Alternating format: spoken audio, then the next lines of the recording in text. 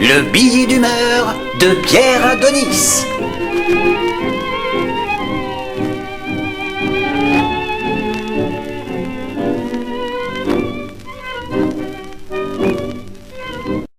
Bonjour à toutes et à tous et bienvenue dans ce second numéro du billet d'humeur. Et un billet d'humeur aujourd'hui qui aborde le thème du libertinage, mais aussi un tout petit peu de la religion. Qu'est-ce que le libertinage ? Qu'est-ce qu'un libertin ? Vaste sujet. Souvent considéré de personnes sales, amorales ou anormales, d'individus vicieux, lubriques, luxurieux, salaces, indécents, vicelards, malveillants, diaboliques, lubriques, cochons, paillards. Le libertin ou la libertine, soi-disant, c'est dégoûtant. Un libertin, une libertine, un couple libertin, c'est anormal. Si je reprends mot pour mot la définition de Wikipédia. Le terme libertin du latin libertinus, esclave qui vient d'être libéré, affranchi, comporte deux acceptions principales. Dans sa version d'origine, le libertin est celui qui remet en cause les dogmes établis. C'est un libre penseur ou libertin d'esprit dans la mesure où il est affranchi, en particulier de la métaphysique. Waouh, de la métaphysique ! Et de l'éthique religieuse, exemple Don Juan de Molière. Jusque-là, tout va bien ou à peu près. Libre penseur, c'est même presque élogieux.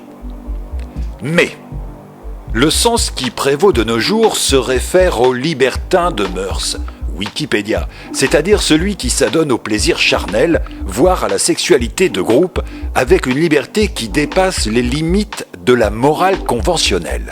De la morale ? Sortons quelques secondes du contexte libertin et accentuons sur ce mot « morale ». Qui détient les clés de la morale ? Les cubénis, ceux qui prônent le dimanche matin à la messe que la capote est un péché, ceux qui prônent sur les bancs de l'église que la capote est un danger bien plus fort que le sida lui-même, ceux qui prônent en soutane derrière leur tribune ou chair de bois qu'un bambin équivaut à de la chair fraîche, à les chérubins, petits chérubins, je vais vous susurrer ce qu'est la vie. Mangez donc mon hostie, miam miam, mais surtout n'en dites jamais mot, jamais. C'est ce que vous dites parfois aux mômes que vous avez momifiés pour toujours et à jamais.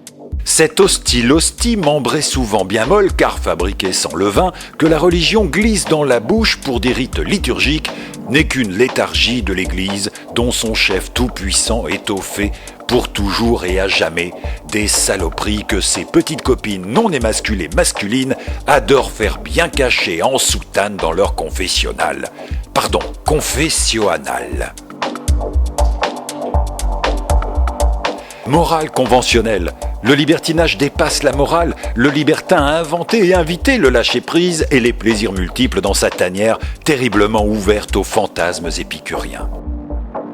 Jugé à la hâte, apparenté souvent à des détraqués pour celles et ceux qui ont eux-mêmes une sexualité aussi fade et insipide qu'une feuille de laitue mangée à sec ou qu'une omelette au cèpe aux champignons de Paris, made in China en réalité, les libertins pourraient apprendre à celles et ceux qui jugent sans goûter un bon plat ce qu'est la vie et l'ouverture d'esprit.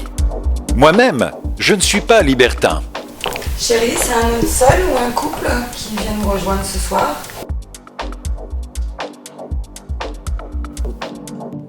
Donc, je viens d'avoir un texto du beau blague très très bien monté. Tu m'avais fait une surprise. Trop contente. Je ne peux reconnaître qu'être libertin. Tout, c'est bien meilleur que le plus tendre des donuts. Les Simpsons eux-mêmes le seraient-ils ? Mais revenons à nos moutons, et je ne noie pas le poisson, enfin un tout petit peu. Les cubénis, c'est comme les politiques. Ils sont capables de dire qu'ils connaissent tout sur tout et vous annoncent d'un ton au naturel, sans additifs, brut avec un E de décoffrage qu'une chocolatine coûte 15 centimes d'euros. Les cubénis seraient-ils aussi réalistes que les impolitiques, ainsi que des tics sans tact bien gras qui se collent sur la peau avec une frénésie des plus impolis ? Les libertins ont cette force de caractère d'aimer leur prochain. Imaginez donc la force mentale qu'il faut posséder pour accepter et aimer admirer sa femme, sa magnifique, avec un autre homme, ou son homme avec une autre femme. C'est de la générosité, tout simplement. Un don de soi, un amour pour les plaisirs partagés, un respect pour sa moitié, la jouissance mentale, car le mental est plus jouissif que l'acte lui-même, outrepasse le simple coït de base que bien des normaux, qui nous considèrent d'anormal, ont un mal de chienne à atteindre. Le rêve des mesdames frustrées et jalouses de nous, en réalité. La levrette est également une position, le saviez-vous ? Ce n'est pas seulement une race de petits lévriers italiens. D'ailleurs, la levrette peut se pratiquer en double, tout comme le tennis. C'est un sport à part entière. De plus, le libertinage apporte une culture générale considérable.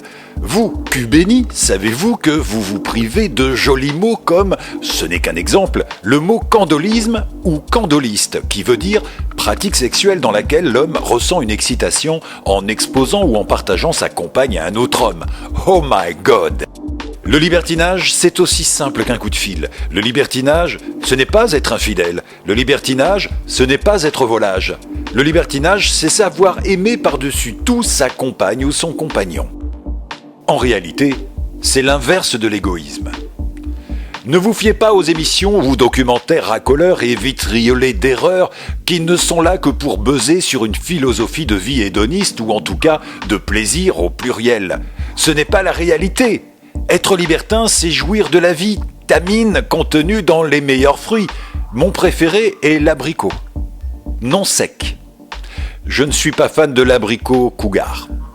De préférence à la police et velouté, laissant apparaître une chair ferme, légèrement humide. Alfred de Musset a dit « Le cœur d'un libertin est fait comme une auberge. On y trouve à toute heure un grand feu bien nourri. » Cette auberge, nous libertins, nous vous y invitons. Vous verrez que l'on y mange bien et que le sexe en réalité est dépassé par cet aspect festif que nous prenons, bien avant par exemple la fameuse levrette, comme le pensent beaucoup de cubénis et d'un culte frustré, jugeant aussi vite qu'un Omar Bongo, qu'un Franco, qu'un Staline, qu'un Mussolini, qu'un Pinochet, qu'un Hitler, qu'un El Assad, qu'un Bokassa, qu'un Mugabe, qu'un Milosevic, qu'un Kim Jong, et j'en passe. Attention, je n'ai jamais dit qu'ils étaient tous fermés et eux aussi parfois sont très ouverts. Les cubénis.